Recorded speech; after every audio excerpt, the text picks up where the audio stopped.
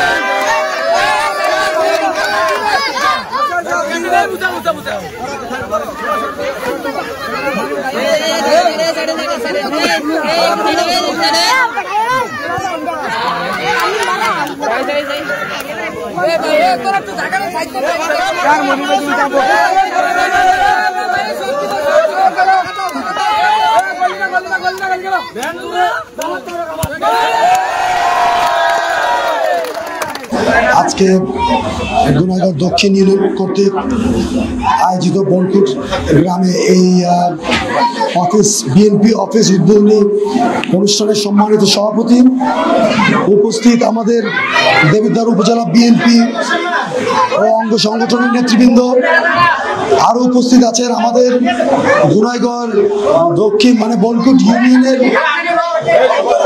আপনারা একটু যদি একটু চুপ করতেন তাহলে কথাগুলো শুনতে পারতাম। উপস্থিত আছেন আমাদের গুনাইগাঁও দক্ষিণ ইউনিয়নের বিএনপি এবং অঙ্গ সহযোগী সংগঠনের নেতৃবৃন্দ এবং আগত আমার সামনে যারা আমার মুরব্বিয়ান আছেন এবং আমার ভাইরা এবং পিছিয়ে কিছু বোনেরাও আছেন, সবাইকে আসসালামু আলাইকুম। আসলে এটা কিন্তু আমার নিজের ইউনিয়ন, আমার বাড়ি এটা, আর এখানে কিন্তু অসংখ্যবার আমরা আসছি এবং যেখানেই যাই, বনকুটের যে কোনো গ্রামে যাই, পার্টিকুলারলি এই পদ্মকুটে আমি সবসময় অনুভব করছি যে এখানে আলহাজ ইঞ্জিনিয়ার মঞ্জুর হাসান মুন্সির প্রতি, ধানের শীষের প্রতি, আমাদের পরিবারের প্রতি একটা অসাধারণ আন্তরিকতা কাজ করে, অসাধারণ ভালোবাসা আপনাদের মাঝে আমাদের প্রতি কাজ করে এবং এটার জন্য আমি আপনাদের কাছে চিরজীবন কৃতজ্ঞ থাকবো।